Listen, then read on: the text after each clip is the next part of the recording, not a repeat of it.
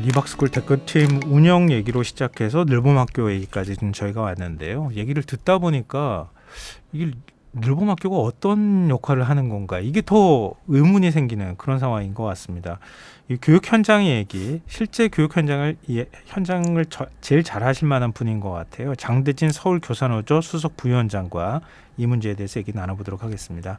안녕하십니까? 네, 안녕하세요. 네, 바쁘신데 직접 나와주셔서 고맙습니다. 네. 앞서 인터뷰 내용 다 들으셨죠? 네, 저한테 들었습니다. 이 자리에 앉으시면서 궁금하시죠? 이렇게 물어보시던데요. 아니, 늘봄학교 어떻게 운영이 되고 있는 겁니까? 늘봄학교라는 것은 크게 세 가지 프로그램을 합한 것을 늘봄학교라고 합니다. 네. 예를 들면은 기존의 방과후 학교 있죠. 예. 이 방과후 학교를 늘봄학교에서는 뭐라고 부르냐면은 선택형 교육 프로그램이라고 부릅니다. 선택형 교육 프로그램.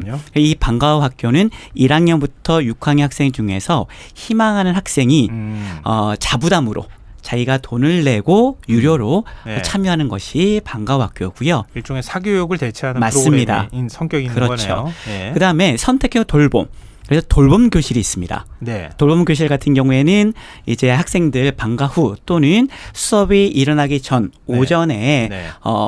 그 돌봄 교실이라는 공간에서 돌봄을 받는 것이고요. 예. 그다음에 세 번째는 이것은 늘봄학교가 생기면서 새롭게 추가된 것인데요. 네. 이것을 맞춤형 프로그램이라고 합니다. 이것은 맞춤형 프로그램요. 네, 이것은 초등학교 1학년, 2학년 학생들을 대상으로 해서 네. 정규 수업 이후에 희망하는 학생들에게 무료로 2시간 정도 수업을 하는 것. 그래서 이 세 가지를 모두 합해서 늘봄학교다라고 이야기를 합니다. 아니, 그럼 돌봄은 어떤 거 해주는 겁니까? 그냥 가만히 돌봄이 있다고 말씀하셨잖아요. 네. 그러니까 방과 후에도 또 돌봄 역할도 하는 거라고 말씀하셨는데, 그럼 그 돌봄은 어떤 걸 돌봄이라고 얘기하는 겁니까? 그러니까 돌봄 교실이라는 것은 이제 보통은 1, 2학년 학생들. 예. 그래서 집안이 맞벌이 가정이기 때문에 예. 한 퇴근 시간 전까지 아이들을 케어할 데가 없다라는 예. 분들은 예. 이제 1, 2학년 학생들, 예를 들면 예. 학생들이 정규 수업이 끝나고 돌봄 교실로 가요. 예. 거기에서부터 이제 5시나 6시, 7시까지 예. 이제 그 안에서 예. 또 다른 별도의 활동을 하는 겁니다. 그러니까 거기도 프로그램이 있을 거 아닙니까? 돌봄 교실에도 돌봄 전담사가 있고요. 예. 또 돌봄 교실 안에서도 프로그램을 또 운영을 하고 있습니다. 그러면 맞춤형 교육하고 돌봄 교실 안에서 운영하는 프로그램은 어떤 차이가 있는 겁니까? 명칭의 차이죠. 공간의 차이고요. 그 프로그램의 차이는 없어요? 프로그램의 차이 같은 경우에는 제가 봤을 때는 크게 없다고 봐요. 그러니까 초등학교 1, 2학년 저학년 학생들은 예를 들면 놀이 수업을 한다던가 아니면 간단한 영어 그 수업을 한다거나 책 읽기 프로그램 한다거나 이런 맞습니다. 류들이잖아요. 그렇죠. 영어 놀이나 놀이 수학이나 아니면 그림책 이런 것들. 그렇죠. 네네네. 그건 늘봄에도 있고 돌봄에도 있다는 거예요? 맞습니다. 그러니까 돌봄 교실 안에서도 돌봄 플러스 또 일주일에 한두 시간 이상씩 그러한 프로그램을 외부 강사를 들여서 예. 할 수도 있습니다. 그럼 굳이 너무 중첩되죠. 그러니까 그럼 뭐하러 굳이 이렇게 분리를 해놓고 돌봄학교 교사 얘기도 좀 여쭤보고 싶은데요. 이렇게 구분해 놓을 이유가 별로 없는데 그러면 한 반에 이게 궁금하네요. 한 반에 몇 명씩 학생들이 들어갑니까? 보통 일단 돌봄 교실 같은 경우에는요. 한 25명 내외. 25명 내외인 예. 학생들이 있고요. 그다음에 맞춤형 교육 프로그램 예. 같은 경우에는 그 희망하는 학생들 수에 따라서 네. 또는 학교에서도 공간이 부족하거든요. 네. 그래서 그 공간의 유휴 공간의 개수에 따라서 조금씩 차이는 있습니다. 그런데 지금 이게 우리 앵커께서도 그 사회자께서도 말씀하셨지만 이거 너무 중복되는 것이 아니냐. 네네. 그러다 보니까 초 1, 2학년 맞춤형 교육 프로그램 같은 경우에는 어떤 서울에 있는 학교의 프로그램 같은 경우에는 한두 명이 수강하는 경우도 있습니다. 한두 명이 수강한 네네. 억지로 열어야 되니까. 네, 열긴 열었는데 예. 어찌 보면 이게 무료잖아요. 그러다 보니까는 어떤 요일은 들어가고 어떤 요일은 안 들어가고 그러면 어떤 특정 요일에서는 애들이 한두 명밖에 없는 예. 그런 상황도 발생하는 것이죠. 엄청난 낭비입니다. 그러면 이렇게 한번 좀 여쭤볼게요. 돌봄 교실을 운영하는 분은 어떤 분들이고 맞춤형 교육이라고 하는 우리가 늘봄 교육이라고 하는 거기에 파견되는 강사는 어떤 분들입니까? 일단 좀 구분을 지으셔야 되는데요. 예. 이러한 늘봄 학교를 예. 운영하고 행정적으로 처리하는 것은 늘봄 지원실이 만들어져 있습니다. 예. 그 안에 늘봄 지원실장과 늘봄 실무사가 있어서 전반적인 행정적인 처리를 하게 되는 것이고요. 네. 그다음에 이제 두 번째, 그럼 어떻게 그 강사는 누구냐와 네네. 관련해서는 이 강사가 채용되거나 프로그램이 들어오는 것은 크게 세 가지가 있습니다. 예. 첫 번째는 학교에서 자체적으로 예. 강사를 구해가지고 프로그램을 여는 것이고요. 그거는 방과후 학교 방과후도 마찬가지고요. 그렇죠. 비슷한 거죠. 네, 맞춤형 교육 프로그램도 마찬가지고요. 예. 그리고 두 번째는 예. 위탁을 주는 겁니다. 업체에다. 예. 그래서 업체에다 위탁을 주는 것이죠. 네. 그러면 그 리박스쿨 같은 경우에 사회적 협동조합을 만들었다고 했잖아요. 예. 이것도 위탁 업체가 될 수가 있는 거예요. 예. 그래서 위탁 업체랑 계약해가지고 통으로 받는 것이고요. 그리고 세 번째는 지역 연계가 있습니다. 네. 지역 연계라는 것은 뭐냐면 교육부 또는 시도 교육청에서 지역에 있는 기관과 대학과 연계를 해가지고 프로그램을 만들어요. 네네. 그래서 그것을 학교에 매칭을 하는 겁니다. 예. 지금 현재 과학창의재단과 예. 그다음 서울교대가 만든 예. 그 프로그램이 문제가 되잖아요. 예. 이것이 바로 세 번째 지역 연계식 에 있는 프로그램으로 이제 학교에서 받은 것이죠. 네. 이게 문제가 된 것이죠. 그럼 교사는 어떤 분들이 오는 겁니까? 교사 자격에 관한 문제요. 이게 문제입니다. 예. 네, 지금 이러한 늘봄 학교 통칭해서 얘기를 하겠습니다. 늘봄 네. 학교에 들어오는 프로그램의 강사에 대해서 자격 요건이 명확하지가 않습니다. 체계적이지가 않습니다. 네. 그래서 예를 들면은 그와 관련된 능력이 있는 사람, 실력이 있는 사람 뽑는 건데 그 자격 기준으로 민간 자격증이 있으면 통용이 되는 것이죠. 그러다 보니까는 이 민간 자격증 같은 경우에는요, 네. 관련 법에 따르면 해당 부처의 승인만 받으면 돼요. 네. 즉 별도의 어떤 허가나 이것이 아닙니다. 신고만 하면 다 되는 거예요. 예. 네, 그렇기 때문에 이것은 법적으로 민간에서 민간 자격증 만드는 거 이거는 위법하는 행위가 아니라고 한다면 제지할 수는 없습니다. 네. 그런데 그런 사람들이 학생들 대상으로 하는 학교에 늘봄 학교에 들어올 때는 예. 또 다른 이것을 걸러낼 수 있는 장치가 있어야 되는데 예. 그 장치가 지금 현재는 없습니다. 그러니까 돌봄 교실하고 맞춤형 교실의 차이는 제가 듣기에는 길게 운영하느냐 짧게 운영하느냐 그런 정도 차이만 있는 것 같고 보니까 돌봄은 저녁 때까지 돌봐주는 거라고 하셨잖아요. 근데 아까 우리가 늘봄이라고 흔히 얘기하는 맞춤형 수업의 경우에 그거는 2시간 정도만 하는 건가요? 일주일에 2시간입니다. 하루에 2시간입니다. 하루에 2시간이니까 그건 좀 짧게 네. 예를 들면 방과후 수업하고 거의 비슷하게 이루어진다 이런 거잖아요. 네네. 근데 교사는 각각의 이제 다 파견이 되거나 학교에서 직접 교사를 구하거나 다 위탁 하는데 업체에서 하거나 지역 연계를 통해서 하거나. 근데 저도 사실은 돌봄학교에 파견된다고 하는 그 대학 졸업하고 난 다음에 돌봄학교 교사로 간다고 하는 분의 얘기를 직접 들었는데요. 역사학을 전공했는데 나 음악을 지금 가르쳐야 돼. 거기도 사설 업체를 통해 가지고 거기서 아주 짧게 교육받고 학교에 파견이 돼 가지고 있더라고요. 근데 전문성이라고는 연결을 전혀 할 수가 없는데 맞습니다. 물론 초등학교 1, 2학년 학생 교육을 이거 어디까지 전문성을 판단해야 되는가 이게 좀 애매하긴 하지만 초등학교 1, 2학년이기 때문에 더욱더 네. 전문성이 필요하죠. 역으로 보면 더욱더 필요하죠. 그리고 초등학교 1학년뿐만 아니라 학교 안에 들어오는 강사들은 정말 그들이 그 정도의 실력과 능력을 가지고 있다는 것이 검증이 되어야 됩니다. 네. 학생을 대상으로 하기 때문이죠. 그리고 학교 안에서 이루어지기 때문이죠. 그러면 이렇게 파견을 받아가지고 짧게 교육받고 가서 어떤 프로그램을 맡기더라도 그냥 맡아서 하는 이런 방식으로 가면 안 되는 거 아닙니까? 지금 말씀하시는 것은 위탁 업체가 예. 들어오거나 할 때는 그렇게 예. 되는 것이겠죠. 네, 그거는 문제가 되겠죠. 그럼 학교에서 선정하는 교사의 경우, 그러니까 강사의 경우에는 검증을 합니까? 제대로? 그것도 실질적으로 할 거리가 없습니다. 할 수 있는 능력이 없죠.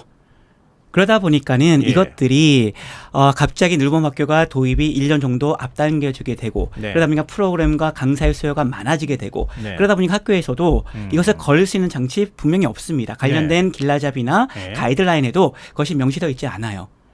네. 그렇기 때문에 지금 현재 이런 체계가 리박스쿨 사건이 예견이 미리 이전부터 예견이 되었다라고 볼 수가 굳이 있습니다. 뭐 정치적 성향을 띠지 않은 단체라 하더라도 맞습니다. 이렇게 교사의 질을 담보할 수 없는 그런 강사가 파견이 돼서 아이들을 교육하는 이런 방식에는 문제가 있다 이런 말씀이시네요. 맞습니다. 그럼 이거 어떻게 해야 되는 겁니까? 그럼 왜 이렇게 서두른 겁니까? 그냥 대통령 공약 사항이기 때문에 그랬던 겁니까? 아무래도 방금 전에 그 인터뷰를 하셨던 네. 그 차막에 있는 분도 말씀하셨는데 네. 학부모들 입장에서는 그냥 좋게 보이거든요. 아이들을 더 많이 학교에서 두텁게 케어를 해준다고 하니 맞벌이 가정이나 이런 데에서는 너무나 환영할 만한 일이죠. 그러다 보니까는 네. 이전 정부에서는 이 도입을 좀 빨리 하지 않았나. 그렇지만 학교 현장이나 그리고 일선에 있는 강사 풀이나 이런 것들은 전혀 미처 준비가 안 된 상황이었던 것이죠. 아, 그래서 급발진하다 보니까 교사도 막 그냥 구해가지고 여러 검증이 안 된 교사들이 파견될 수밖에 없고 뭐 그런 이제 현실이다 이 말씀이신데, 근데 실제로 이렇게 운영했을 때 나타나는 문제 현장에서 보시게 되잖아요. 근데 그런 얘기를 들으실 거 아닙니까? 그럼 예를 들어서 학부모의 불만이 있거나 학생들이 불만이 있을 수 있잖아요. 그러니까 어떤 불만들이 있습니까? 리박스쿨 관련해서 아니 리박스쿨 관련 말고요. 그러니까 늘봄학교 전체적으로 지금 프로그램 운영될 때 네. 방과후 수업은 상당히 오래됐으니까 나름 뭐 사교육을 대체한다고 하는 분명한 뚜렷한 목적이 있으니까 그건 빼고서라도 지금 돌봄이나 맞춤형 수업에서 어떤 불만 사항들이 접수가 되는 게 있습니까? 일단 교사들의 입장에서 말씀을 드리면요. 예. 노무현 정부 때 방과후 학교가 들어왔습니다. 네. 이것은 사교육을 절감시키기 위해서 이것을 공적인 영역으로 끌어당기자라는 네, 그렇죠. 목적은 선했습니다. 예. 그런데 가장 그러려면 이것이 잘 운영되기 위해서는 학교에서는 공간을 제공하고 그리고 운영은 네. 별도의 지자체나 국가에서 이걸 관리를 해야 되는데 네. 그냥 들어오다 보니까는 이것이 학교에 있는 교원들의 업무가 되고 말았어요. 그러다 보니까는 여러 많은 문제점들이 발생을 하게 되었고 네. 업무가 증가가 되고 그러다 보니까는 그런 질이나 이런 것들도 방과학교의 질도 담보할 수가 없게 되었고요. 네. 여기에다가 돌봄 교실도 갑자기 들어왔습니다. 그리고 또 여기다 맞춤형 교육 맞춤형 프로그램이라는 이름으로 늘봄학교까지 추가해서 들어오게 되었습니다. 그러다 보니까 이것은 교사들의 입장에서 봤을 때는 예견된 것이었다라고 볼 수가 있습니다. 너무 졸속적으로 정책을 추진하면서 맞습니다. 나타난 결과다 이런 네네네. 말씀이신데요. 어떤 방식으로든 이거 손을 봐야 된다고 보시는 거네요. 그러면 그렇습니다. 어떻게 정리를 해야 됩니까? 일단 리박스쿨과 같은 문제가 생겼기 때문에 지금 네. 말씀을 드리는데요. 예. 이와 관련해서는 지역 연계형을 늘려야 됩니다. 지역 연계형이요. 네, 즉 학교에서 이것을 이 강사가 질이 담보할 수 있느냐 없느냐 이것을 확인할 수가 없어요. 그리고 위탁 업체에 맡기는 것도 그 위탁 업체가 정말 그 질에 담보되어 있는지를 확인할 수가 없습니다. 네. 학교 입장에서는. 예. 그렇다면 지역 연계, 즉 교육부나 시도교육청에서 그 지역에 있는 기관과 대학과 연구해서 프로그램을 만들 때 그 질까지도 교육부나 시도교육청에서 관리를 해야 되는 것이죠. 그래서 검증된 그런 프로그램들이 들어올 수 있도록 하는 것이 필요합니다. 그럼 최소한 지역 연계형이라고 하면 지역 대학하고 뭐 지역 국립대학이나 뭐 교육대학도 그렇고요. 그런 대학에서 프로그램을 만들고 시도교육청과 지역에 있는 기관이 연계해가지고 예. 네. 그래서 거기서 일정하게 강사 교육을 하고 그렇습니다. 책임성 있게 하고 난 다음에 교육청이나 그다음에 교육부가 그 파견해야 강사의 된다. 질을 확인을 하고요. 지금은 그러면 리박스쿨 같은데 뭐 유사 단체들 만들어 가지고 일종의 입찰을 해서 전자 입찰도 하는 것 같던데요. 위탁 업체로 하는 경우에는 그런 것도 있습니다. 그럼 위탁 업체를 검증을 안 하는 겁니까? 그건 학교에서 하게 되는 학교에서 해야 되는데요. 예. 물리적으로 학교에서는 조사 권한이나 그런 것들이 없잖아요. 인력도 없고요. 예. 그것들을 걸릴 수가 없죠. 그러면 서류상으로 써 있는 것만 보고 그냥 선정한다는 겁니까? 뭐 가격이나 프로그램 내용이나 이런 것을 보고 하게 되겠죠. 그리고 실적이나. 대대적으로 손질을 말씀하신 거에 따르면 대대적으로 손질을 보지 않고서는 이 문제를 해결하기 어렵다는 거잖아요. 그렇기 때문에 공식력 있는 것이 들어와야 되는데 그래서 저희들이 이러한 늘봄학교는 지금 어떻게 되느냐 장기적으로는 국가나 지자체에서 이것을 관리를 해야 된다라는 네. 입장입니다. 예산 문제도 한번 좀 여쭤보고 싶어요. 지금 파견된 강사들의 처우도 저렇게 듣기로는 좋은 거 아닌 거라고 듣고 또 파견이 된 강사들도 그 위탁 업체가 수수료를 한 30%씩 다 떼간다 이런 불만들을 얘기하더라고요. 그러니까 실제로 처우도 열악한 거 아닙니까? 맞습니다. 이제 그냥 방과후 학교 먼저 말씀을 드릴게요. 예. 방과후 학교 같은 경우에는 말씀하신 대로 위탁 업체를 맡기게 되면은 위탁 업체에서는 일정 부분의 수수료를 떼기 때문에 네. 강사의 처우는 좋지가 않겠죠. 예. 그리고 두 번째 맞춤형 프로그램 예. 1, 2학년 대상으로 이제 하루에 2시간씩 무료로 하는 거 있잖아요. 예. 이거 같은 경우에는 시간당 예.